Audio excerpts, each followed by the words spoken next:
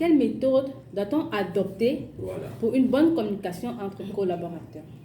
La méthode à adopter peut varier d'un collaborateur à un autre, selon sa culture, le niveau de compréhension et la sensibilité de tout un chacun.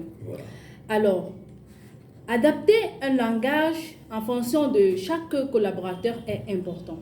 Pour une bonne communication entre collaborateurs, il faut en première étape écouter et s'informer.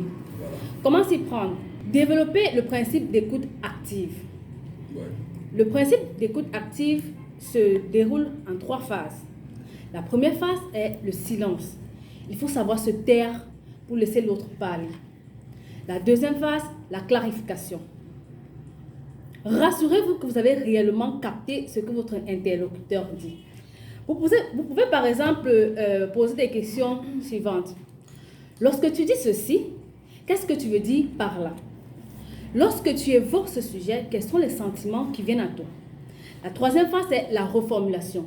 Utilisez des expressions de phrases qui vous permettent de reformuler le message afin de vous rassurer que vous avez bien compris. Exemple. Donc, si j'ai bien compris ce que vous venez de dire, il faut s'informer sur le message, le récepteur.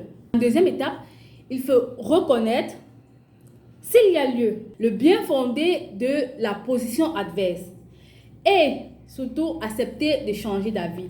En troisième étape, il faut s'interroger préalablement sur le canal à emprunter, tenir compte de la position hiérarchique du récepteur, très important, tenir compte de l'importance du message et des réactions prévisibles du récepteur. En quatrième étape, déterminer soigneusement les conditions matérielles de la communication. Exemple, le lieu, le moment, etc. D'accord. Pour conclure, je vous dirais qu'il n'y a pas une formule magique pour une bonne communication. Tout se travaille.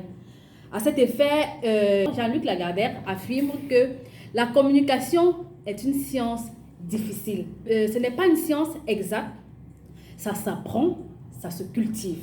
La communication n'est pas quelque chose de facile. La communication est une science. C'est une science difficile. Alors, oui. Ce n'est pas une science exacte.